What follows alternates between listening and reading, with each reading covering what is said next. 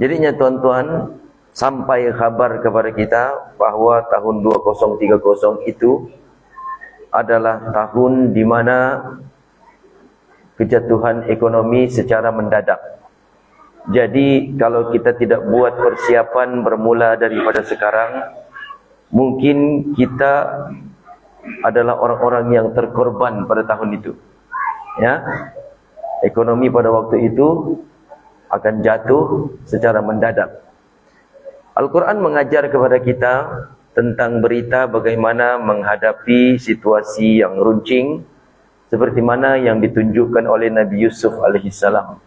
Nabi Yusuf alaihissalam setelah menafsirkan mimpi sang raja, bahwasanya Mesir akan dilanda 7 tahun yang subur, kemudian disusuli dengan 7 tahun yang sangat mendukacitakan, kemarau panjang. Jadi Nabi Yusuf menyarankan, karena 7 tahun kemarau yang panjang itu akan muncul di hadapan sana, bakal muncul, maka 7 tahun yang subur kita kecapi pada hari ini, kata Nabi Yusuf, hendaklah kita tanam tanaman sebanyak-banyaknya, kemudian kita makan separuh dan simpan separuh untuk bekalan saat krisis melanda. Nah, jadi kisah Nabi Yusuf yang menafsirkan mimpi raja itu diabadikan di dalam Al-Quran surah Yusuf. Jadi sekaligus itu adalah ajaran Al-Quranul Karim. Ya. Jadinya tuan-tuan, 2030 seperti mana yang dirancang oleh penguasa dunia, tuan-tuan, kita tidak memiliki apa-apa, tetapi kita akan rasa gembira. Kita pun tak boleh bayang kemana harta kita pada waktu itu. Ya, kita tidak memiliki apa-apa, tetapi kamu akan rasa happy, bahagia. Jadinya tuan-tuan, antara saranan untuk menghadapi tahun yang begitu sulit, lebih kurang 5 tahun lagi, ya, maka yang pertama sekali antara tipsnya, amankan aset dunia nyata. Nah, yang pertama, tukarkanlah uang yang ada pada hari ini kepada emas dan perak. Karena sedikit masa lagi mata uang kertas yang kita guna pada hari ini tidak lagi boleh diguna pakai. Ya. Jadi yang kekal sepanjang zaman itu adalah emas dan perak. Itu diberitahu di dalam surat Al-Kahfi. Nabi menyarankan kita untuk banyak-banyak membaca surat Al-Kahfi, karena kata ulama, setelah mengkaji ayat-ayat yang ada dalam surat Al-Kahfi itu, ternyata surat Al-Kahfi ini berkait rapat dengan kejadian-kejadian yang berlaku di akhir zaman. Sangat sesuai untuk kita mengkaji surat Al-Kahfi itu. Di antara cerita yang tersisip di dalam surat Al-Kahfi itu, yaitu kisah 7 orang pemuda yang ditidurkan oleh Allah selama 300 tahun di dalam gua. Setelah 300 tahun mereka ditidurkan, tuan-tuan, mereka bangun secara serentak 7-7-nya, dan tiba-tiba mereka merasa lapar. Kemudian diutuslah salah seorang dari mereka untuk membeli makanan di luar. Maka mereka pun saluk saku dorang, ya, mengumpulkan kepingan-kepingan uang dirham, uang perak, untuk salah seorang daripada mereka membeli makanan. Patak-patak lah kalau kita punya bahasa, patak-patak begitu, untuk beli makanan. Sempat lagi dia punya ketua tu bagi tahu, jangan kau bagi tahu kita ada di sini. Pasal orang kan melarikan diri daripada raja yang zalim. Jadi orang punya ingatan tu mengatakan masih lagi orang tu dikejar oleh raja yang zalim, padahal waktu sudah 300 tahun berlalu, tuan-tuan. Raja zalim itu pun telah mati. Jadinya tuan-tuan, dipendekkan cerita, keluarlah salah seorang daripada mereka untuk mencari makanan, dan makanan pun berjaya dicari, dibeli. Tetapi makcik yang menjual makanan tadi terkejut menerima uang perak yang diberikan oleh salah seorang daripada Ashabul Kahfi tadi. Mereka mengatakan, makcik itu mengatakan, jangan-jangan kamu jumpa harta karun, bilangnya. Karena ini duit lama nih, ini duit dulu-dulu nih, bilangnya. Kan? Dia bilang, tidak, ini duit kita. Bilang makcik itu, duit kita yang begini. Pak, kecil sikit berbanding yang dulu-dulu punya, tuan-tuan. Cetakannya pun berbeza. Jadinya tuan-tuan, pengajarannya, walaupun 300 tahun berlalu, yang namanya perak tetap laku, tuan-tuan. Itu pengajarannya. Sebab itu antara saranan daripada ulama kita, kalau ada duit lebih, tukarkan kepada emas dan perak. Mata uang, tuan-tuan, akan dimakan inflasi, sedangkan emas dan perak naik. Ya, nilainya semakin naik, contohnya semakin mahal. Tahun 80-an emas, emas 30 ringgit sejak 1 gram. Ya. Tapi tahun 2025 1 gram 480. Tengok, tuan-tuan, ya. Sedangkan mata wang dimakan inflasi. Dulu 1 ringgit macam-macam kita boleh beli. Tapi sekarang 1 ringgit macam tiada nilai, tuan-tuan. Kemudian bagi orang yang tinggal di darat, mulalah bercocok tanam. Bercocok tanam, manfaatkan tanah yang ada, tanam ubi kah, tanam sayur-sayuran kah, ya. Dan juga menternak binatang, ternak kambing, ternak ayam, lembu dan sebagainya. Jadi ini di antara tips untuk berhadapan dengan musim sulit pada tahun 2030 itu.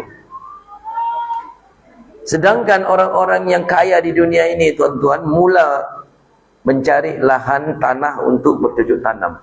Orang-orang kaya yang dimaksudkan seperti Bill Gates, Mark Zuckerberg, mereka sekarang ini mencari tanah, beli tanah untuk bercocok tanam. Ya.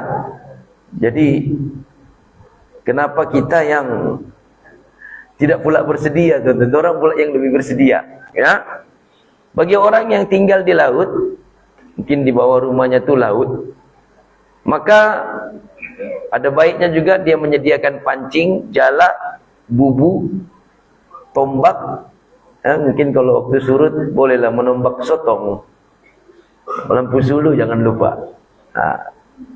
Jadi dapatlah lauk free, tuan-tuan, ya.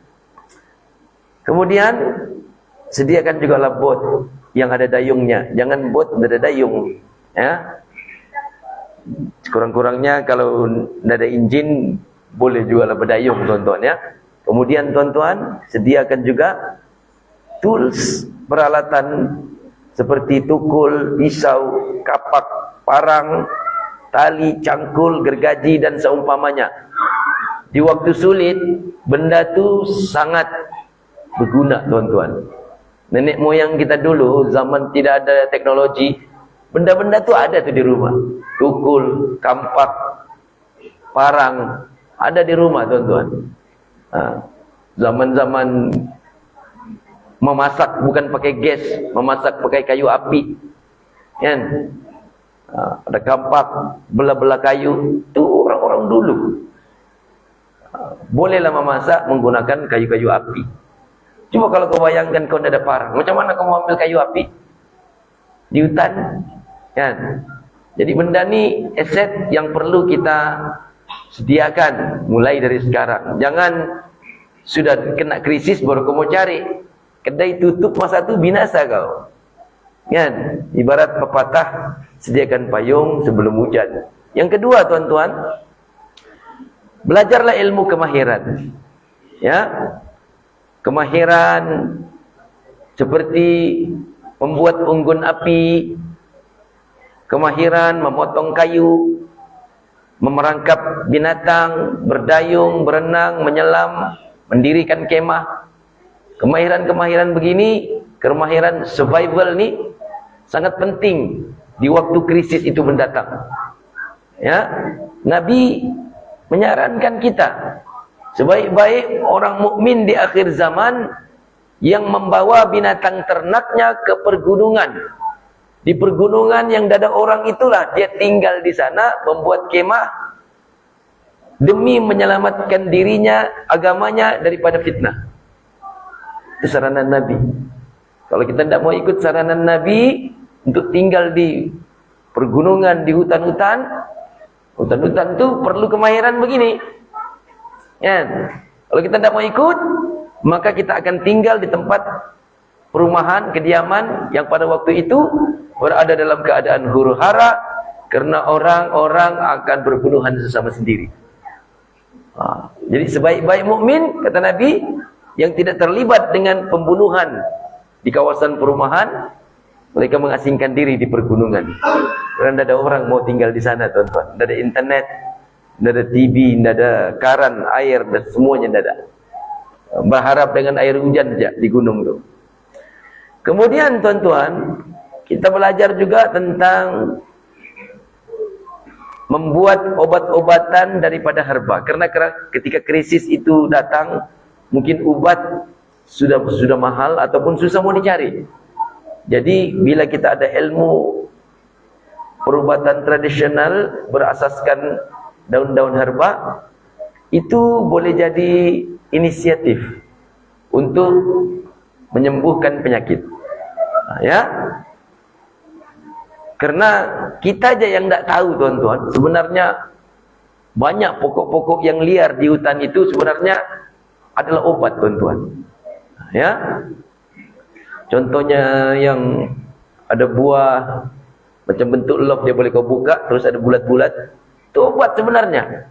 Dulu ambil, tok, begitu saja dikasih bunyi-bunyi di kepala. Rupanya obat, tuan-tuan. Itu kena belajar lah, tuan-tuan, ya. Sekarang ni kalau budak-budak demam pakai cooling fever, begitu, yang disimpan di kepala ni. Kalau dulu-dulu mana ada benda tu? Pakai daun setawar saja. Daun setawar ditumbuk, kan daun setawar tu kan tebal, sejuk. Simpan di kepala, simpan di dada. Ditutup daun sirih yang telah dipanaskan dengan api. Itu jadi obat orang yang demam waktu dulu-dulu, tuan-tuan. Jadi kalau benda tu ada di halaman rumah kita, daun-daun herba tu, itu sudah cukup bagus, tuan-tuan, ya. Lidah buaya contohnya di antara daun-daun herba yang boleh ditanam di dalam pasu-pasu yang kecil. Kemudian, tuan-tuan, perlu juga kita mengenali jenis tumbuhan yang boleh dimakan, mana tumbuhan yang beracun. Ilmu memanah itu juga perlu dipelajari, karena salah satunya juga ia adalah sunnah Rasulullah. Rasulullah menggalakkan belajar memanah, berkuda. Kita tidak ada kuda, tuan-tuan, motor saja ada. Tapi kalau tidak ada kuda, carilah panah, kan? Karena panah lebih murah berbanding kuda. Dan baru-baru ini ada MSSWPL menganjurkan pertandingan memanah di kalangan murid-murid. Tetapi tidak banyak sekolah yang ikut. 4 sekolah saja yang ikut. Maksudnya belum mendapat sambutan seperti sukan bola sepak pun. Kalau bola sepak, semua ikut. Bola tampar, bola jaring. Memanah 4 sekolah aja ikut. Baru-baru itu, kan? Terus sekolah kami lah yang menang. Sekolah kami yang menang. Aku bilang tahniah, aku bilang menang. Berapa sekolah ikut? Yang perempuan kami emas, perak. Berapa sekolah ikut? Tidak ada, kami je ikut. Memanglah menang. Biar dorang yang peserta. Buk Temiang, tidak ada sekolah lain. Sekolah Sungai Medaun dah ikut, Bebulu dah ikut. 2 orang ya dari sekolah kami. Nah, emas perak lah. Nggak jadi ketemu tangan, tonton. Begini kan, nggak jadi ketemu tangan. Patutlah kau menang. Ya, tonton. Sukan memanah itu sunnah betul kan? Patutnya mau diviralkan lagi supaya lebih banyak penyertaan. Ya, berburu, buat perangkap itu sangat penting lah tonton ya.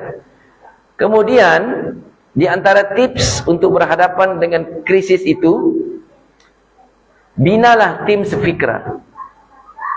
Ya, saat sistem hancur, yang tersisa adalah kepercayaan sesama manusia. Binalah tim yang ada keahlian dalam bidang berbeza supaya tim itu lebih mantap. Nah, ya. Kita mencontohi sunnah Rasulullah. Sahabat-sahabat Rasulullah itu kalau kita mempelajari sejarah hidup sahabat-sahabat, mereka sebenarnya punya kemahiran yang tersendiri, tuan-tuan. Ada yang mahir berperang, strategi perang namanya Khalid Al-Walid. Ada yang mahir dalam kepimpinan namanya Muawiyah bin Abi Sufyan. Ada yang pakar memanah namanya Zubair Al-Awwam. Ada yang pemberani dan mahir bertarung, Umar Al-Khattab. Ada yang pakar berniaga, Utsman Al-Affan, Abdurrahman bin Auf. Pakar menulis, Zaid bin Sabit. Begitulah sahabat-sahabat Rasulullah. Sebab itu cepat bangkit Islam itu, tuan-tuan. Bila Nabi mau menulis surat kepada raja, panggil Zaid bin Sabit. Kau tulis, aku cakap kau tulis, kata Nabi. Oke, selesai ya Rasul. Nabi keluarkan cincinnya, cop. Cari sahabat yang mahir berkuda, antar surat kepada raja-raja pada waktu itu.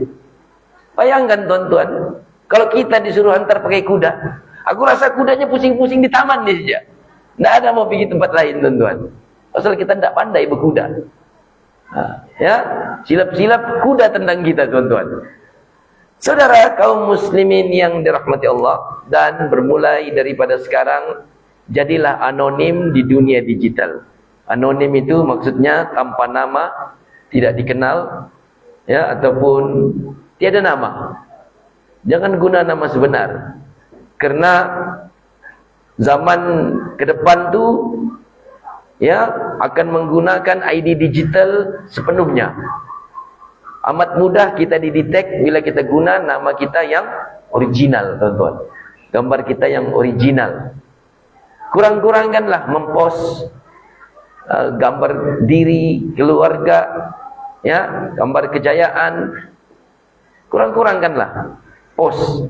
Karena satu, takut penyakit ain, tuan-tuan. Ada orang yang tak suka melihat kita bahagia, gembira. Mungkin gara-gara itu timbul kedengkiannya, dan disihirnya lah pula kita. Kan? Penyakit ain. Karena nikmat itu ada yang dengki. Tidak semua orang suka bila kita dapat nikmat. Jadi tak payah kongsi, sendiri-sendiri saja tahu. Kemudian, tuan-tuan, salah satunya lagi, bila kita sering-sering, ya, setiap masa macam rapat dengan internet nih, rapat dengan telepon setiap masa, apa yang dibuat post, apa yang dibuat post. Jadi orang tahu kita punya apa namanya cara hidup tuh. Post di Gunung Kinabalu sama keluarga. Nah, jadi dah ada dia di Labuan nih. Dia tiada di Labuan. Dia pergi keke nih. Dibongkarnya rumahmu. Contohnya, tuan-tuan, kan, untuk berhati-hati. Jadinya seterusnya, tuan-tuan, tips yang seterusnya, latih mental besi. Tidak cepat nangis bila ditimpa masalah. Hati kental, mental pun mantap. Berlatihlah selalu berlapar dengan cara sering-sering berpuasa. Zaman ini tuan-tuan, sesuai sangat kalau kita mengamalkan puasanya Nabi Daud alaihissalam. Itu adalah sebaik-baik puasa. Ya, puasa yang disukai oleh Allah, kata Nabi, adalah puasanya Nabi Daud. Sehari berpuasa, sehari tidak berpuasa. Sehari berpuasa, sehari tidak berpuasa. Selang-selang sehari dia puasa. Artinya dalam setahun Nabi Daud puasa selama 6 bulan. 6 bulan dia tidak puasa.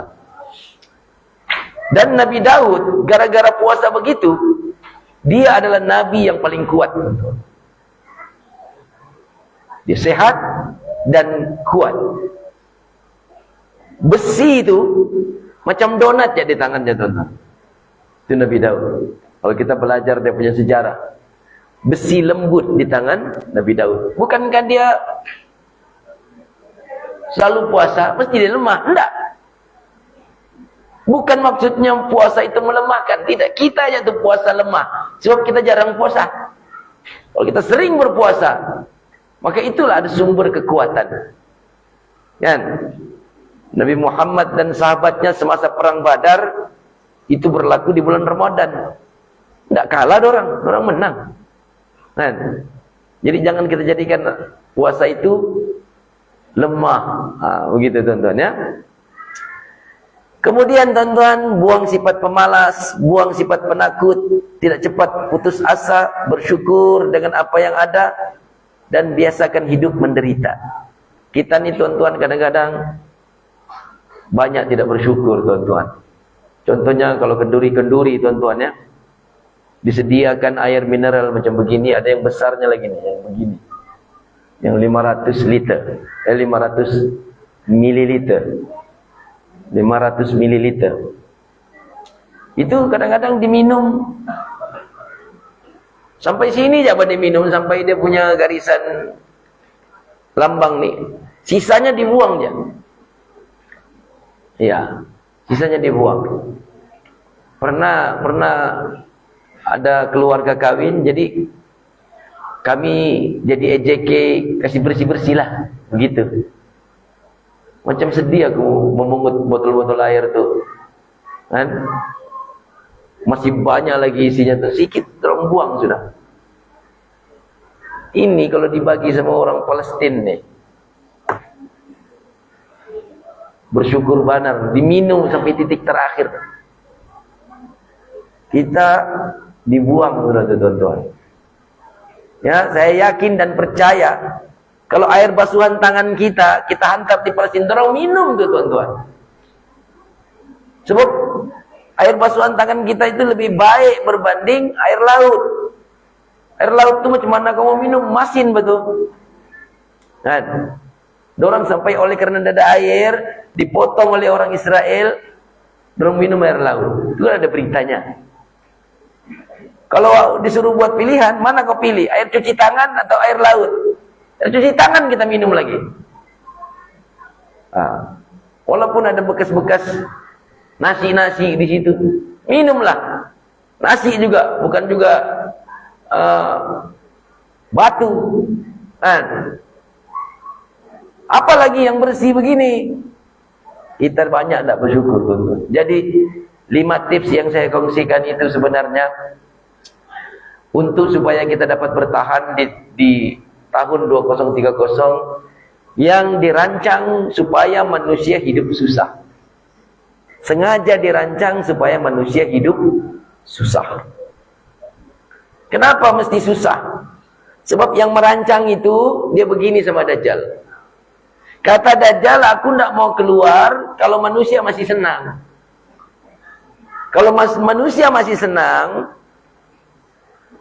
banyak lagi makanan dorang. Cuman aku mau keluar, aku kan datang bawa makanan, bilang si Dajjal. Bawa sepotong roti, bawa makanan.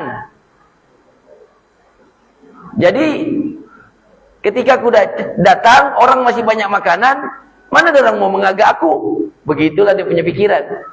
Contohnya si Dajjal datang di Bebulu lah, kampung Bebulu. Kita dengar beritanya ada si Dajjal di Bebulu. Contohnya Lantas kita mana peduli, beras masih 5 karung di rumah, apa mau pergi sana? Lauk pun masih banyak. Tapi kalau kita sudah tidak ada apa-apa di rumah, tuan-tuan, tiba-tiba ada si Dajjal membagi-bagi makanan di sana, tidak mustahil kita datang agak. Nabi bilang hidup waktu itu sukar. Nabi bilang, apa yang dimakan oleh umat Islam ya Rasul? Zikir, kata Nabi. Makanannya para malaikat. Zikirlah. Subhanallah walhamdulillah Allahu akbar. Subhanallah walhamdulillah Allahu akbar. Zikir. Karena itu akan mengurangkan rasa lapar kamu. Kan? Aku bolehlah Ustaz berzikir. Anakku atau setahun 2 tahun umurnya, macam mana aku nyuruh dia berzikir? Tidak ada susunya, kelaparan ya. Dajjal pun Dajjal lah, mari ku agak. Atau binasa, tentu. Kan? Sebab itu Al-Quran sendiri mengatakan harta dan anak kamu itu adalah fitnah. Kan? Tadinya kita memang tidak mau pergi, tapi gara-gara anak kita, itu yang menyebabkan kita pergi. Itu binasa, tuan-tuan.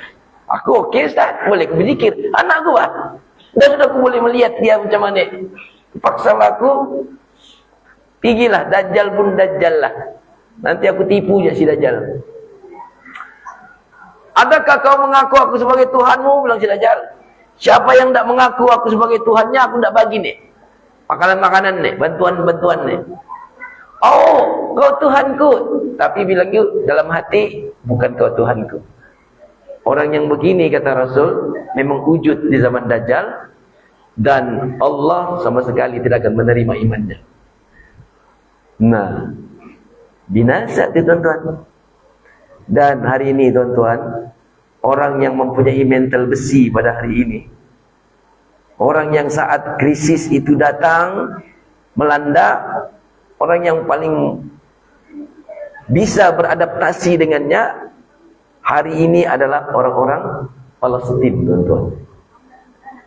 Doranglah yang sekarang nih, kalau datang hari ini pun, dorang yang boleh beradaptasi dengan krisis itu.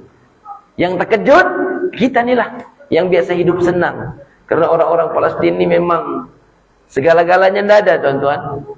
Ya, segala-galanya tidak ada. Menderita, air tidak ada, listrik tidak ada, kipas tidak ada, rumah tiada. Nah, jadi andai kata krisis 2030 itu melanda kita, makanya tuan-tuan, yang paling mantap menghadapinya adalah orang-orang Palestin di Gaza sana. Karena mereka sudah biasa hidup menderita. Hati mereka sangat kental, minda mereka sangat mantap. Inilah dipanggil mental besi. Begini yang kita mau. Kau bayangkan tuh, tidak payah jauh-jauh lah. Kita bermalam jadi sana, sampai tikar di hutan sana tuh. Janganlah dalam-dalam. Ini yang tempat kita menyembelih korban tuh. Kau ampai aja tikar situ. Tidak payah pakai selimut. Tahan nggak tidur sampai pagi? Aku rasa bersilat ke sama nyamuk tuh. Kan? Bayangkan orang. Kau rasa ada obat nyamuk dorang nggak? Jangankan obat nyamuk, makanan pun dorong tidak ada. Tapi orang tetap bersyukur kepada Allah Subhanahu wa taala. Luar biasa, tuan-tuan ya. Allah Subhanahu wa taala berfirman, "Wa makaru wa makarallah wallahu khairul makirin." Orang kafir itu membuat tipu daya dan Allah membalas tipu daya mereka, dan Allah sebaik-baik pembalas tipu daya. Surah Ali Imran ayat 54. Tipu daya orang kafir. Contohnya, Dajjal tahu yang membunuhnya adalah Nabi Isa. Lalu di zaman Nabi Isa, mereka menyalib Nabi Isa. Dan setelah melihat Nabi Isa mati di tiang salib, mereka meyakini mereka telah mengubah takdir. So itu si Dajjal mau jadi Tuhan, tuan-tuan. Sebab dia yakin Nabi Isa sudah mati di tiang salib. Berkatalah orang Yahudi, disebutkan dalam Al-Quran, kami telah membunuh Nabi Isa. Itu yang disebut dalam Al-Quran. Itu keyakinan Yahudi. Jadi dorang bunuh Nabi Isa karena dorang tak mau si Dajjal itu dibunuh oleh Nabi Isa. Dorang bunuh dulu si pembunuh ini. Kemudian tuan-tuan, Allah balas tipu daya mereka. Allah angkat Nabi Isa itu ke langit. Saat Nabi Isa diangkat, tidak ada siapa yang melihat. Tidak ada siapa yang melihat, tuan-tuan, ketika Nabi Isa diangkat ke langit. Kalau Nabi Isa diangkat ke langit, orang-orang Yahudi lihat, maka mereka tidak yakin yang mati di tiang salib itu adalah Nabi Isa. Pasal mereka nampak Nabi Isa naik ke atas. Mereka tidak nampak. Allah gaibkan Nabi Isa dari pandangan mereka. Sehingga Nabi Isa hilang jejaknya di bumi. Tidak ada di Labuan, tidak ada di Singapura, tidak ada di Pulau Pinang, tidak ada di Irak. Maka yakinlah orang Yahudi bahwa mereka telah membunuh Nabi Isa. Ini Allah balas tipu daya orang. Kemudian tuan-tuan, Dajjal reinkarnasi menjadi Ibnu Sayyad di zaman Nabi Muhammad. Ketika bertemu dengan Nabi Muhammad, dia tidak mau beriman kepada Nabi Muhammad. Bahkan dia coba mengaku Nabi di depan Nabi Muhammad. Tuan-tuan, kalau tuan-tuan baca dia punya hadis, tuan-tuan tahu, hadisnya panjang. Ya, ketika Nabi menemui Ibnu Sayyad itu, yang diduga sebagai Dajjal, Nabi berkata kepada Ibnu Sayyad, adakah kau mengaku aku ni sebagai utusan Allah? Ibnu Sayyad diam, dia tengok muka Nabi. Dia tidak bilang iya. Tapi apa jawaban Ibnu Sayyad? Dia tanya kepada Rasulullah kembali, adakah engkau mengakui bahwa aku utusan Allah? Dia tanya begitu, kurang ajar. Sayyidina Umar masih keluar sudah pedangnya. Sabar Mar, sabar. Kalau dia Dajjal, bukan kau yang bunuh dia. Kau tidak akan mampu membunuh dia. Sayyidina Umar, kurang ajar benar, budakan ni bilangnya. Sayyidina Umar. Ya, Ibnu Sayyad adalah manusia yang membingungkan para sahabat di zaman Rasulullah sallallahu alaihi wasallam. Sehingga ada beberapa orang sahabat besar yang betul-betul meyakini Ibnu Sayyad ini adalah Dajjal. Bilang Ibnu Sayyad, kau tuduh-tuduh aku Dajjal, bilangnya. Sedangkan Dajjal tidak boleh masuk Mekah, Madinah, sedangkan aku ni mau menunaikan umrah di Mekah, aku tinggal di Madinah. Kamu tuduh-tuduh aku Dajjal. Sedangkan Dajjal itu kafir, sedangkan aku sudah masuk Islam, bilang Ibnu Sayyad. Kamu tuduh-tuduh aku Dajjal. Sedangkan Dajjal itu tidak berkahwin, aku ada sudah anakku, bilangnya. Diam sahabat menengok PL si Ibnu Sayyad itu, tuan-tuan. Terus satu waktu Ibnu Sayyad hilang daripada Mekah dan Madinah, kawasan ya wilayah umat Islam lah, Mekah Madinah kan zaman Rasulullah. Tiba-tiba tuan-tuan terkeluar cerita Tamim Ad-Dari. Ditangkap dia oleh malaikat, diikat dengan rantai dan diasingkan di sebuah pulau. Ditemui oleh pendeta Nasrani yang bernama Tamim Ad-Dari dari Palestina. Tamim Ad-Dari ini orang Palestina. Ya. Saat kapal mereka dipukul ombak selama sebulan, dia berjumpa dengan Dajjal yang diikat di dalam sebuah gua yang terpencil.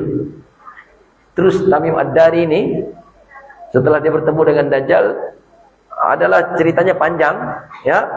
Dia beritahu, adakah sudah Muhammad diutus, bilangnya, di tanah Arab? Oh, ada.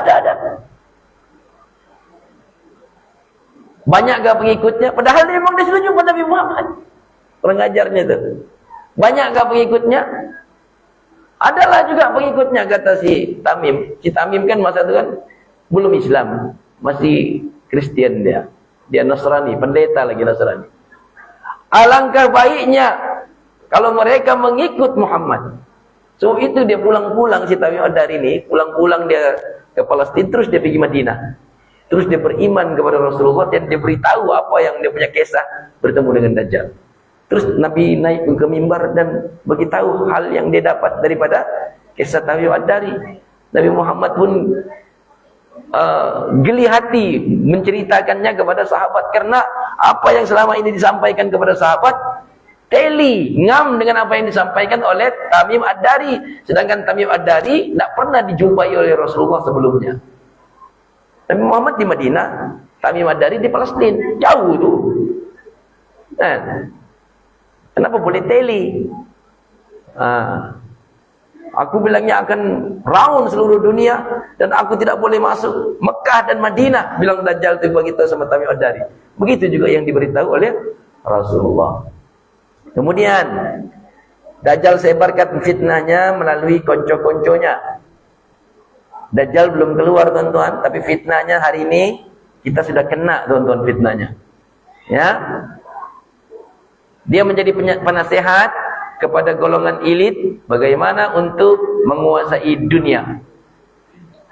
Jadinya, tuan-tuan, Dajjal belum keluar, tapi fitnahnya sudah lama menyebar sejak wafatnya Umar Al-Khattab. Karena Umar adalah pintu penghalang masuknya fitnah. Ini ada hadisnya, tuan-tuannya, tapi tidak payahlah saya buka. Rujukannya nomor muka surat 27. Semasa zaman Umar Al-Khattab, itu Islam melebar, tuan-tuan. Yang tadinya bermula di Mekah dan Madinah, akhirnya semasa pemerintahan Umar Al-Khattab tersebar sampai ke Irak, tersebar sampai ke Palestina, Syam, ke Mesir. Islam. Labuan belum sampai masa itu. Masih lagi area-area Timur Tengah lah. Tapi setelah kewafatan Sayyidina Umar, fitnah Dajjal itu masuk ke dalam kalangan sahabat. Selepas Umar diganti oleh Utsman. Apa kejadian Utsman, tuan-tuan? Dia mati dibunuh, tuan-tuan. Ada penyelinap masuk ke dalam rumahnya. Ya, ada penyelinap masuk ke dalam rumahnya dan memotong tangan Sayyidina Umar. Putus tangan Sayyidina Umar, tuan-tuan, di dalam rumahnya. Saat dia melihat tangannya putus, dia tangkap tangan inilah yang menuliskan Quran. Itu yang dipanggil Resam Utsmani itu. Tulisan Utsman. Tangan inilah yang menuliskan Quran. Putus sudah bilangnya. Sahabat-sahabat lain ini kalau kita dengar cerita sedih, tuan-tuan. Cerita Sayyidina Utsman mati dibunuh di dalam rumahnya. Kisah pemberontakan. Lepas itu Utsman syahid, mati syahid. Diganti oleh Sayyidina Ali. Kan, zaman Sayyidina Ali itu, tuan-tuan, khalifah keempat, kan berlaku perang saudara. Perang saudara antara Sayyidina Ali dengan tim Muawiyah. Dalam tim Muawiyah ini sahabat-sahabat Nabi, diantaranya istri Rasulullah namanya Aisyah. Perang saudara, perang Jamal, perang Siffin. Jadi itu fitnah-fitnah Dajjal, tuan-tuan. Sudah masuk waktu azan dulu deh.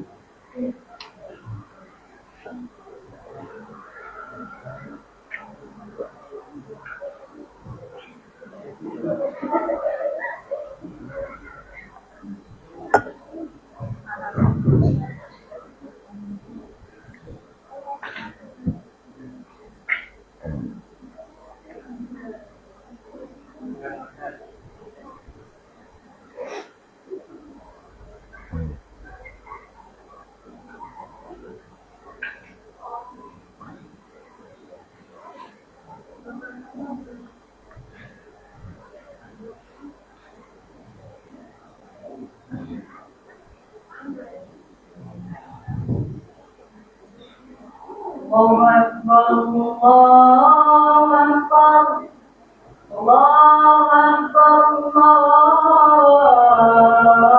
Allahu Akbar.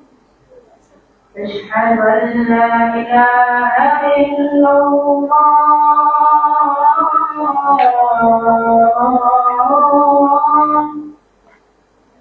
أشهد أن لا إله إلا الله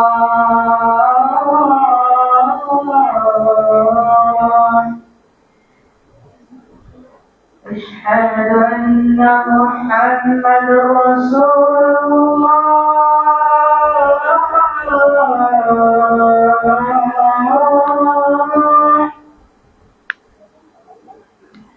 أشهد أن محمد رسول الله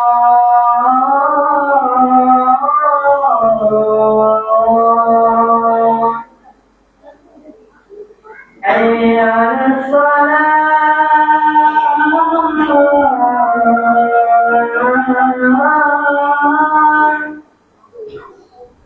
حي على الصلاة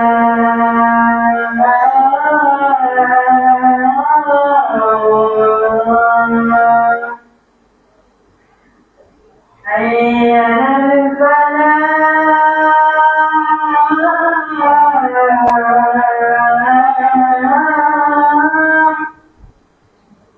حي على الفلاح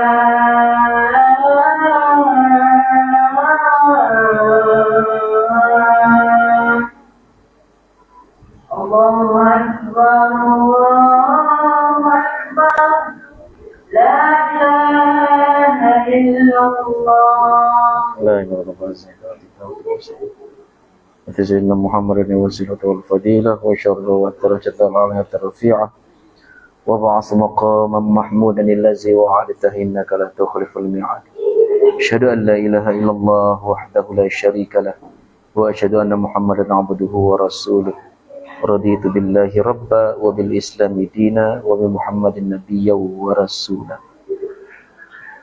InsyaAllah tuan-tuan, kita sambung sedikit lagi tuan-tuan. Jadi apa yang tuan-tuan lihat ini adalah piramid kuncu-kuncu Dajjal. Bagaimana fitnah Dajjal itu memerangkap kita semua tuan-tuan. Ini dia punya piramid. Nah, yang di atas tuh, yang mana tuh? Yang ini di atas nih ada mata tuan-tuan. Itu mata Dajjal, mewakili Dajjal. Dan dia menjadi penasihat kepada golongan-golongan elit nih. Elit itu cuma 5% ya tuan-tuan ya. Tidak banyak orang di dunia nih. Pengikut-pengikutnya nih, pengikut-pengikut Dajjal nih yang rapat, tidak banyak, 5% saja. Dari mana elit ini datang tuan-tuan? Dia begini, zaman Nabi Musa kan dulu, Samiri itu adalah Dajjal tuan-tuan. Dialah yang menyesatkan Bani Israel, membuatkan patung sapi untuk disembah ketika Musa menerima Taurat di Gunung Tursina. Itu dia punya sejarah. Jadi setelah 40 hari Nabi Musa diberitahu oleh Allah, harap engkau bersabar wahai Musa, karena aku menduga kaummu, ya, aku menduga kaummu, di mana kaummu sepeninggalanmu telah menyembah Tuhan yang dorang anggap Tuhan, yaitu patung sapi tadi. Jadi di bayangan Nabi Musa tu, Harun, apa abangku buat bilangnya? Apa abangku buat bilangnya? Kalau itu dia pulang-pulang dicangaknya Nabi Harun. Itu kan disebut dalam Al-Quran, lepaskan Musa bilang. Dicangaknya Nabi Harun. Dan di semasa sebelum semasa Nabi Musa di Tursinan, Tuhan bagi tahu juga, ini adalah angkara Samiri. Dan Tuhan bagi tahu kau tidak mampu untuk membunuh Samiri. Karena bukan kau yang membunuhnya, yang membunuhnya adalah Nabi Isa alaihissalam. Sebab itu pulang-pulangnya Nabi Musa, Samiri itu sepatutnya dihukum mati oleh Nabi Musa. Karena penyembah-penyembah sapi itu disuruh bertaubat dengan cara bunuh diri. Itu disebutkan dalam surat Al-Baqarah tuh. Bertaubatlah kamu dengan cara membunuh diri. Itu lebih baik bagi kamu. Patutnya ketuanya itu yang Samiri itu lebih patut bunuh diri. Tapi Nabi Musa halau dia kan, disebutkan dalam Quran, dihalau dia. Kau tinggalkan Bani Israel. Kau tinggalkan kaumku. Tapi saat Samiri meninggalkan Bani Israel, ada beberapa orang Bani Israel yang ikut kepada Samiri. Nah itulah yang menjadi konco-konco Dajjal hari ini, anak-anak cicit dorang. Itu dia punya cerita, tuan-tuan. Mereka menggelar diri dorang Freemason.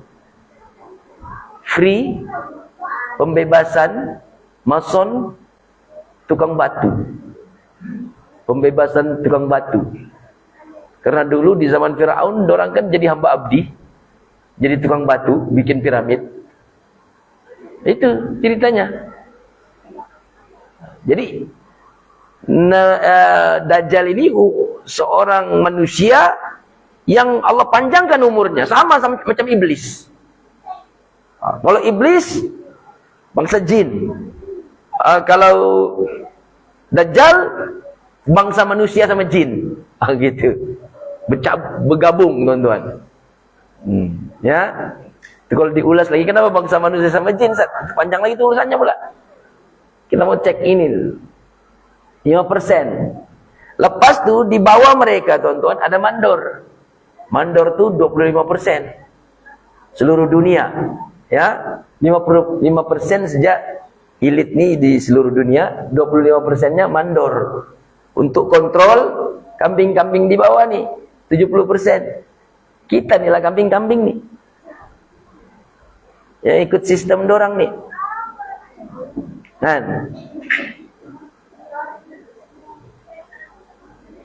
Jadi menurut elit 2030, kami mau antar pion tu buat catur, tuan-tuan ya.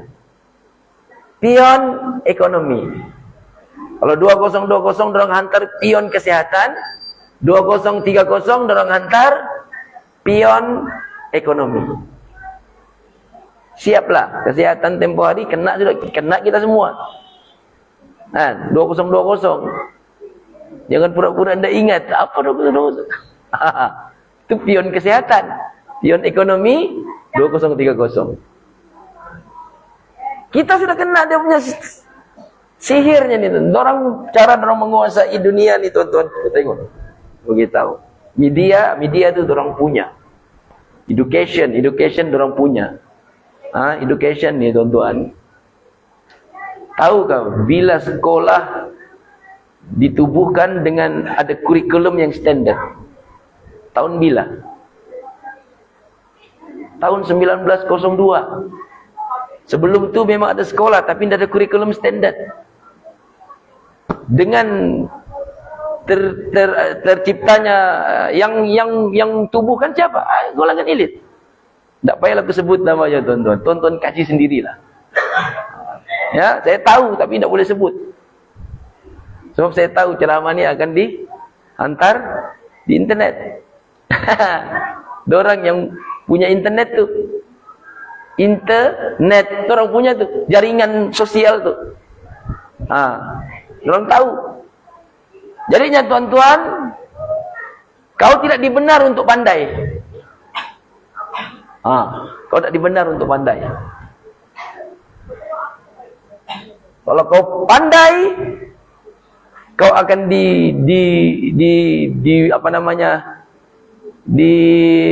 dibinasakan. Berapa banyak orang pandai yang genius dari Malaysia ni, tuan-tuan, diantar ke luar negara, jadi apa? Jadi apa dorang? Ada yang jadi pelacur. Tak dibenar pandai. Biar kamu bodoh. Yang boleh pandai dorang jatuh elit. Yang boleh pandai dorang, yang boleh kaya dorang. Kita tak boleh. Kita ni hamba abdi, kambing. Sistem yang telah dorang tetapkan kepada kita. Lahir. Lepas itu apa? Sekolah. Lepas itu apa? Kerja. Lepas kerja apa? Bayar cukai. Cukai ini tetap ada sampai akhir zaman, sampai Nabi Isa turun. Nabi Isa antara dia punya misi menghapuskan cukai. Mematahkan salib, membunuh babi, menghapuskan cukai. Jadi janganlah kau mimpi ini dadak, tuan-tuan. Ya, ini tetap ada sampai turunnya Nabi Isa, baru dadak. Lepas itu ini apa? Utang. Kau bekerja, kau bayar cukai, dan kau berhutang. Lepas itu apa? Pencen. Bukankah ini sistem mendominasi kehidupan kita hari ini? Kalau kita ada anak, mesti kita mau kasih sekolah kan? Kasih sekolah lah kau nak, supaya bagus kerjamu nanti nak.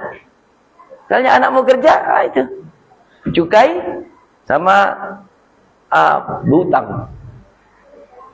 Lagi-lagi kalau kerjamu bagus, woi, dipermudahkan pinjamanmu. Yang itu nanti akan menjadi. Ya, tuan-tuan, dulu saya mula kerja pun berhutang juga aku dulu. Tapi sampai sekarang aku tidak pandai habis penyesalan gitu. Ya, aku mula-mula kerja jadi cikgu tahun 2006. Berapa tahun sudah tu? Sampai sekarang 2025 tolak 2000. Aku kalkulasi. Aku ni lemah sikit kalau matematik. Pasal aku bukan guru matematik.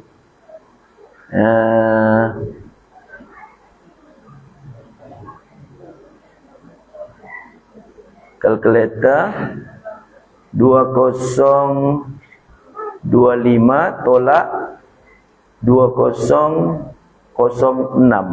sama dengan 19 tahun. 19 tahun tuan-tuan aku kerja. Tahu tuan-tuan, utangku yang 2006 sampai sekarang masih ada. Pasal ditarik, diikatnya aku 20 tahun. Binasa betul aku bilang. Bukan 2006 je aku hutang. Ini 2008 hutang lagi, loan lagi. Aku bilang bunguk betul. Sakit betul hatiku. Itu aku tunggu 2030 nih. 2030 tu baru habis hutangku. Sampai sekarang aku nak mau sejak aku tahu hal ni aku nak mau tambah sudah. Bahawa itu 2030, banyak sudah bank telefon. Pasal mau habis sudah hutang kan. Mau loan balik ke apa? Dah. Apa? Wikatnya aku 20 tahun. Dulu kan masih boleh 20 tahun. Sekarang ini sejak yang hutang 10 tahun. Dulu, boleh sampai 20 tahun. Apa enggak? Kan? Nyesal tuan, aku nak mau buat lagi. Kira tobat sudah tu. Jadi andai kata berlaku krisis 2030, habis juga hutangku. Kalau susah pun tak apalah, habis sudah hutang. Kalau mati, matilah. Habis sudah hutang. Kan? Jadi tuan-tuan, apalagi sekarang ini tuan-tuan, ada yang buy now pay later.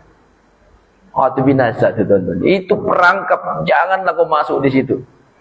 Di Shopee ada, di Lazada ada buy now pay later. Di kedai-kedai pun ada. Kan? Supaya apa? Supaya kita hidup menderita. Dililit hutang.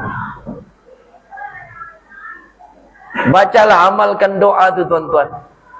Tulijul laila fin nahar wa tulijul nahara fil lail wa tukhrijul hayya minal mayyit wa tukhrijul mayyita minal hayy wa tarzuqu man tasha'u bighairi hisab. Baca balik-balik. Ya, wa tarzuqu man tasha'u bighairi hisab. Urzuqni ya Razzaq, urzuqni ya Razzaq, beri aku rezeki. Urzuqni ya Razzaq bighairi hisab. Wa tarzuqu man tasha'u bighairi hisab, dan engkaulah Tuhan yang memberikan rezeki tanpa hisab, tanpa hitungan, tak terkira. Urzuqni, beri aku rezeki bighairi hisab. Pilih aku Tuhan, pilih aku yang tak dihisab itu, supaya cepat lunas hutangmu, tuan-tuan. Kan?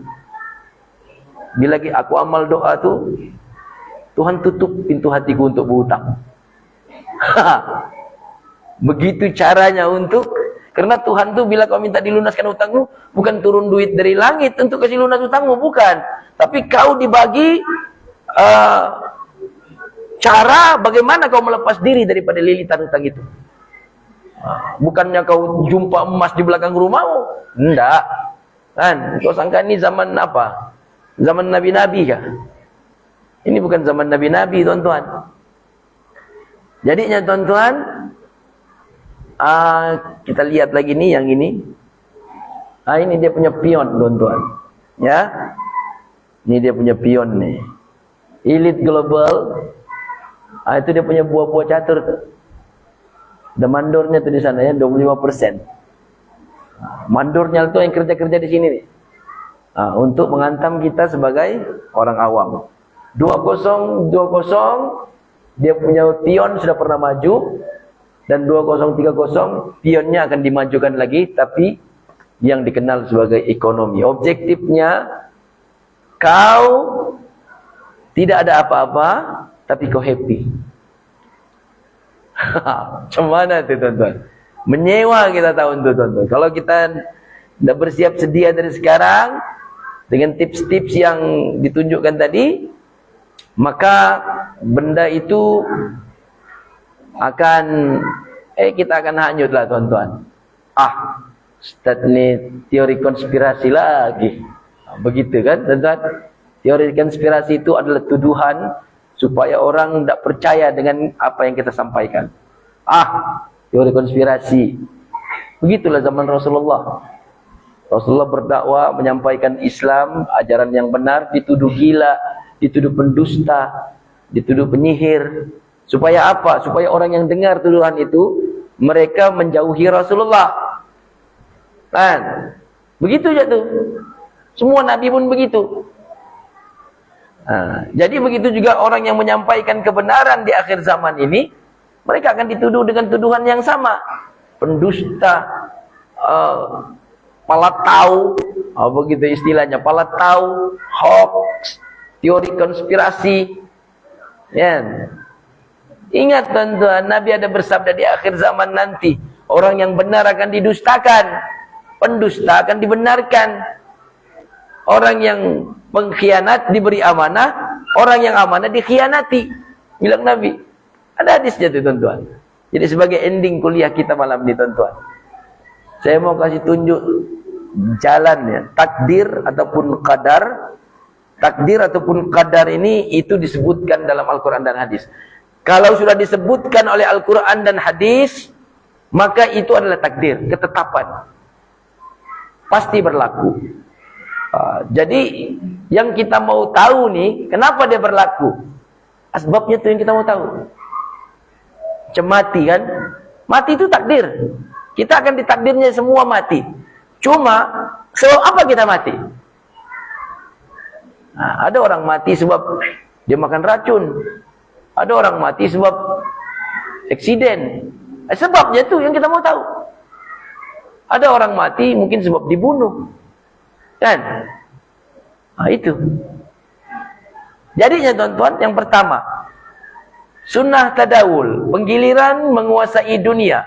Hari ini dunia dikuasai oleh orang kafir. Rujuk surah Ali Imran ayat 140. Dunia ini Allah gilirkan. Kadang Islam menang, kadang kafir menang. Kadang Islam menang, kadang kafir menang. Zaman modern ini giliran kafir menang, umat Islam ditindas. Tapi di akhir zaman nanti Islam akan menang, di bawah kepimpinan Nabi Isa alaihissalam. Itu sunnah tadawul, surah Al-Imran ayat 140. Kenapa Islam kalah, kafir menang? Sebabnya itu, perang dunia pertama, kejatuhan Empire Turki Islamiyah tahun 1924. Itu sebabnya. Teori konspirasi. Apa teori konspirasi? Itu asbab, tuan-tuan. Itu teori konspirasi. Kan? Diangkatnya ilmu, tersebarnya kebodohan. Ini hadis. Tanda kiamat. Dimatikan para ulama. Kalau tidak mati pun digam. Dilarang ceramah di TV-TV supaya ceramahnya tidak tersebar. Undang-undang yang membuatkan pelajar besar kepala dan kurang ajar. Sehingga pelajar-pelajar berani memukul cigunya. Jadi tersebar kebodohan. Murid-murid yang kurang ajar begitu, kau rasa cikgu mau ajar dia lagi? Murid-murid yang sikit-sikit mamanya datang pergi sekolah, cikgu akan biarkan kau mau jadi apa, lantaklah kau. Habis ditegur, kita dibawa pergi mahkamah, biar dia. Kan? Lahirnya kebodohan. Simple. Zina bermahar rajalela. Ini hadis akhir zaman. Asbabnya pengaruh pornografi. Kan? Dengan dibagi handphone dan internet, macam-macam tu boleh dilihat oleh anak-anak kita, apalagi kalau dia di bilik. Kita sangka, wah, anakku tak jalan di bilik. Rupanya telanjang dia di bilik.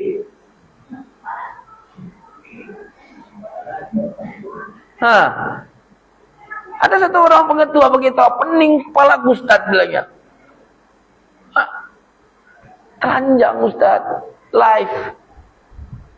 Tersebar sudah video dia punya gambar di sekolah-sekolah, semua jadi bicara. Aku yang pening, kata pengetua itu. Aku nak begitu loh, yang mana satu pengetuanya. Tuan-tuan, kan? Pergaulan bebas, kejahilan agama, mahar yang tinggi. Ini menyebabkan zina. Mau kawin dulu laki-laki di semananya, minta 50.000 ya, kerbau 5 ekor. Binasa. Tengok. Padahal anaknya suka juga sama lelaki tu. Kalau sudah suka sama suka, kasih kawin lah. Janganlah kau kasih mahar-mahar tinggi. Nanti akan datang perempuan maharnya murah aja, tuan-tuan. Macam kuda sekarang ni harganya mahal. Bilang Nabi di akhir zaman nanti, ya, harga kuda dengan mahar perempuan rendah. Karena kuda sudah tidak dipakai untuk berperang pada waktu itu. Dan perempuan kenapa murah maharnya? Karena perempuan lebih banyak daripada laki-laki. Satu laki-laki sama dengan 50 perempuan. Kalau ada waktu itu perempuan kau mau kawin, tidak ada bayar mahar, mau juga ada orang tu. Jangan dengar bodoh, ya Allah, ya Tuhanku, panjangkan umurku sehingga aku berjumpa zaman itu. Binasa kau. Begitu pula doanya. Kan? Ular hitam memangsa kalian, lalu kalian akan saling berbunuhan. Ini hadis Nabi, tuan-tuan. Ini asbabnya. Nanopartikel dengan pemancar 5G. Ini belum berlaku di itu, tuan. Ini hadis Nabi ini akan berlaku, asbabnya itu. Nanopartikel sudah ada dalam tubuh badan kita. Tinggal diaktifkan pemancar 5G itu. Ya. Tahun ke depan akan lebih sulit, kata Nabi. Asbabnya inflasi, kenaikan harga barang, jerat utang riba, banyak pengangguran, pekerjaan diambil alih oleh mesin, AI, cukai yang tinggi. Maka ini takdirnya, itu sebabnya. Mana bisa-bisa terus jadi sulit kalau tidak ada sebab. Tapi bila kita bagi tahu teori konspirasi, sama lah, kenapa dia mati? Melanggar kereta. Hoax. Teori konspirasi wanarkone. Mana bisa begitu, tuan-tuan? Itu dicipta, ayat itu dicipta untuk menidakkan orang yang bercakap benar, tuan-tuan. Sama macam Nabi dulu dituduh gila. Nabi Nuh dulu dituduh gila. Adakah bina perahu di atas bukit? Kalau mau bina perahu di pinggir laut lah, bukan di atas bukit. Nah, tiba-tiba krisis banjir itu datang. Siapa yang gila?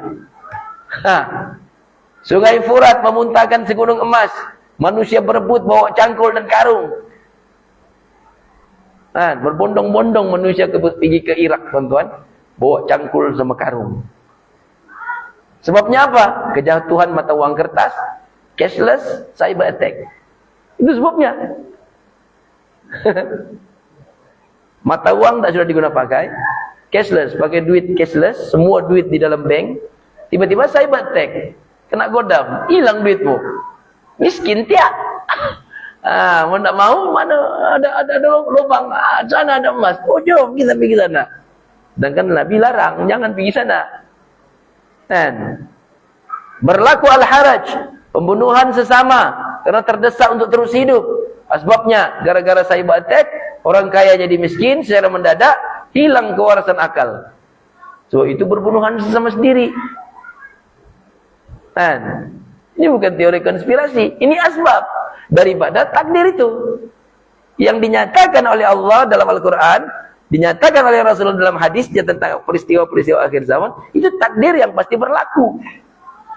Pasti berlaku, tuan-tuan. Sebaik-baik mukmin pergi ke pergunungan membawa kambingnya, membuat kemah jauh dari manusia untuk selamatkan agamanya. Ini hadis juga. Ini takdir. Akan ada kelompok kecil yang menentang arus. Nampak pelik orang tu? Nampak asing? Orang semua mau pergi ke sana, dia mau pergi ke sini. Kan? Jadinya untunglah orang-orang asing, bilang Nabi, kan hadisnya begitu. Islam itu datang dalam keadaan asing dan Islam akan kembali asing. Untunglah orang-orang asing, bilang Nabi. Bukan orang asing itu maksudnya pendatang asing. Maksudnya orang yang berpegang teguh dengan agama itu dia kelihatan asing, tuan-tuan. Coba kau lihat di bandar. Cuman pakaian orang. Tiba-tiba ada orang yang pakai serban, pakai jubah di bandar, asing tuh. Kan? Hujan orang semua pakai skirt pendek, pakai t-shirt, pakai kasut. Tiba-tiba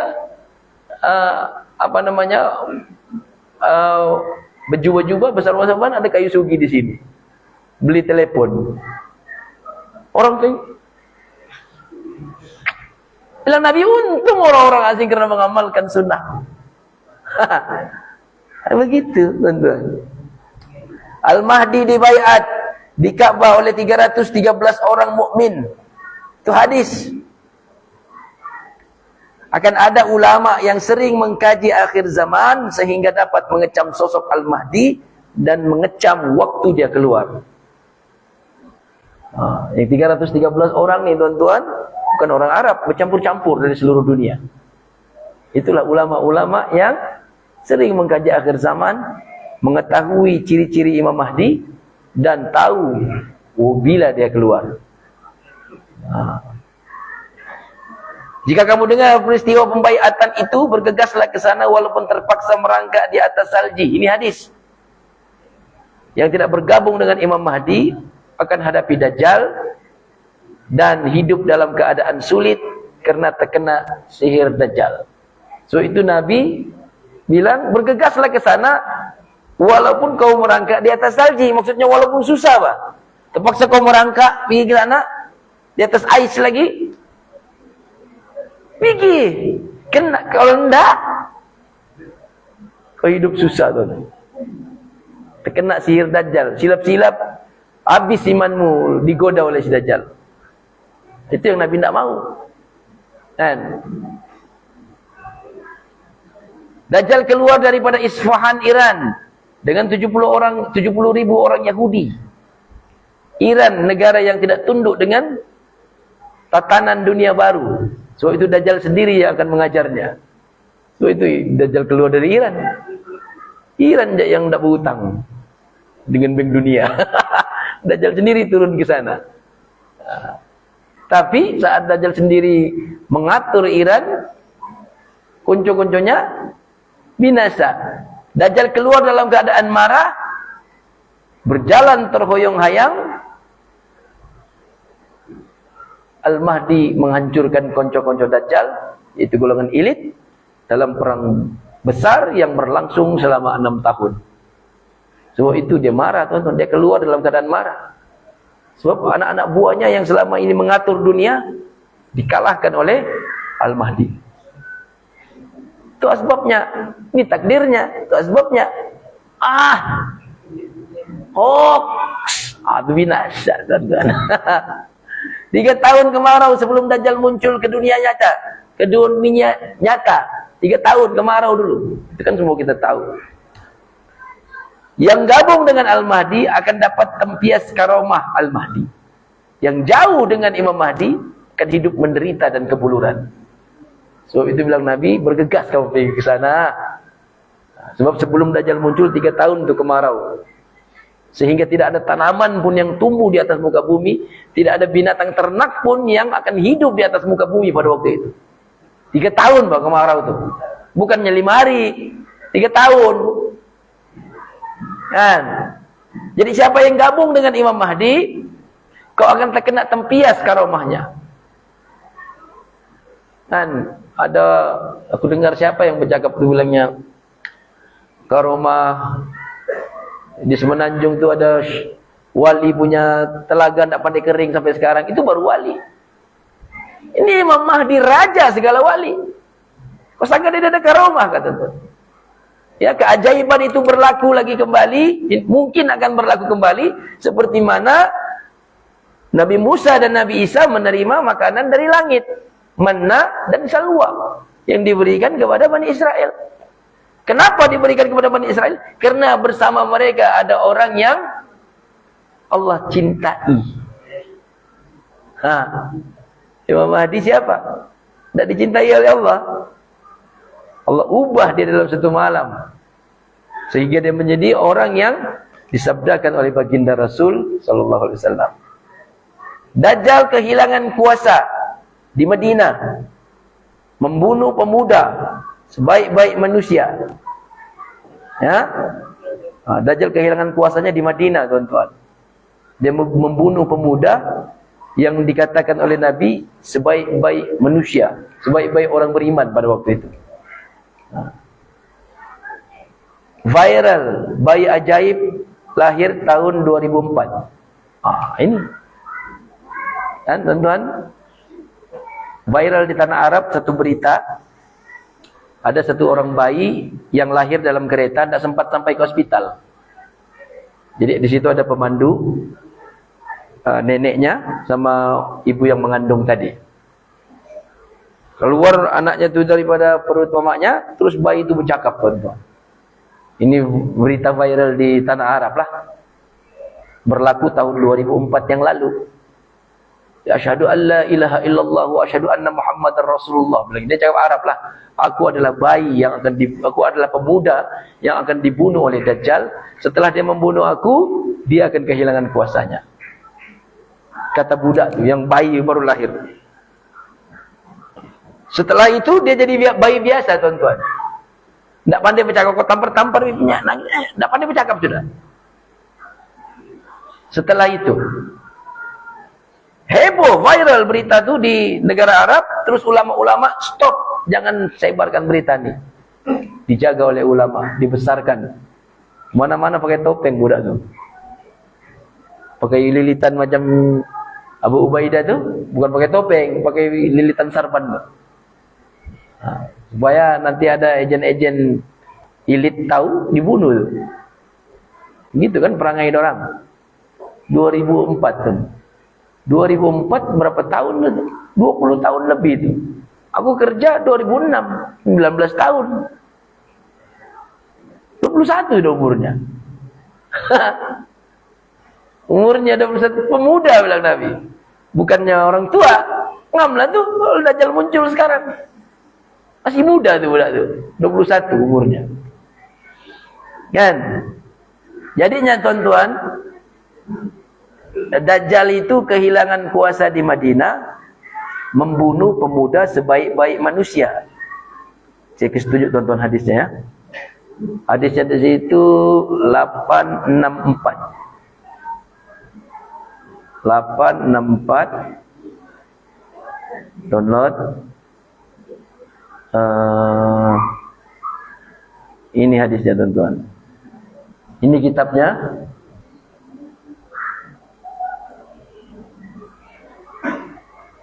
Ensiklopedia akhir zaman, ini pengarangnya ulama dari Palestina, daripada Gaza. 864. Nah, ini ada satu hadis panjang. Daripada sini, hadis ini bersambung di sebelah sini. Jadi bilang Nabi di sini, Dajjal datang padahal dia telah diharamkan untuk memasuki jalan-jalan, payah patah leher kalau begitu. Jalan-jalan di bukit yang menuju kota Madinah. Lantas dia singgah di salah satu tanah berkandungan garam tinggi, bukit bergaram lah tentunya, yang ada di sekitar Madinah. Pada hari itu keluarlah seorang laki-laki yang merupakan sebaik-baik manusia atau salah satu daripada manusia terbaik. Ini rawi apa namanya, lupa-lupa. Sebaik-baik manusia kah atau salah satu, begitu dia punya hadis yang merawikan tu. Lalu lelaki itu berkata, aku bersaksi bahawa kamu itu Dajjal yang pernah diceritakan oleh Rasulullah kepada kami melalui hadis beliau. Dajjal berkata kepada pengikutnya, bagaimana pendapat kalian? Pengikutnya itu 70 orang Yahudi tadi. Kalau aku bunuh orang ini lalu aku hidupkan dia kembali, apakah kalian masih ragu dalam perkara ini? Pasal pengikut-pengikutnya yakin Dajjal itu Tuhan. Mereka menjawab, yaitu pengikutnya menjawab, tidak. Jadi dia mau bunuh budak tu. Ya, panjang nih hadisnya tentunya. Cuma yang menarik di sini perkataan sebaik-baik manusia. Okay. Apa yang kau boleh tangkap tuan-tuan? Sebaik-baik manusia. Berlaku momen itu di Madinah. Masa itu Dajjal berada di luar Madinah. Tiba-tiba daripada kota Madinah tadi, daripada Masjid Nabawi tadi, keluar seorang pemuda tadi yang budak, remaja tadi. Bilang Nabi dia sebaik-baik manusia, yang paling mantap imannya. Soalannya, Imam Mahdi di mana? Kalau dia sebaik-baik manusia, Imam Mahdi nomor 2. Jadi di sini tuan-tuan, ada ulama mengatakan saat ini berlaku Imam Mahdi memang sudah meninggal dunia.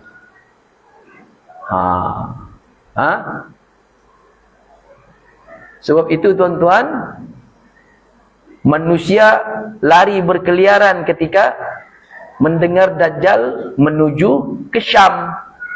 Dipalingkan muka si Dajjal ni menuju ke Syam. Di Syam kan kubu orang Islam di akhir zaman.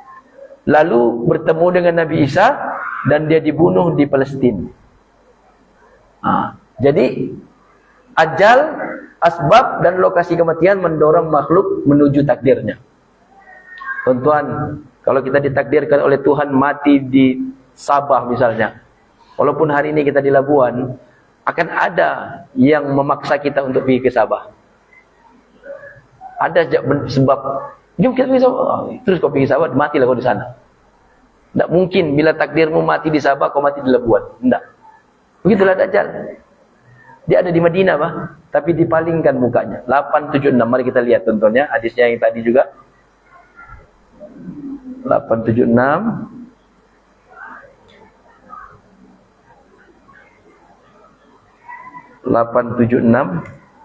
Kecil betul tulisannya.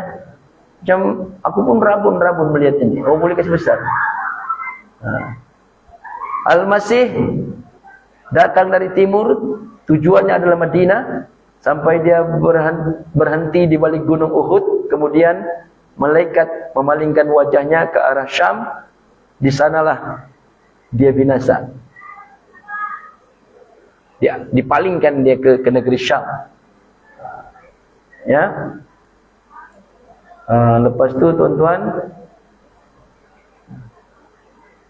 ada lagi satu hadis tu. Mana sudah tu yang ketika Nabi Isa turun, ketika Nabi Isa turun waktu sahur tu, mana sudah hadis itu? Aku dah ada catat lah. Tak apalah, aku ceritakan Jamil. Ketika Dajjal tu menuju ke negeri Syam, umat Islam berlarian tuan-tuan. Bertaburan melarikan diri. Ada yang lari ke gunung, ada yang lari pergi Palestina, ada yang bertapuk di Syria.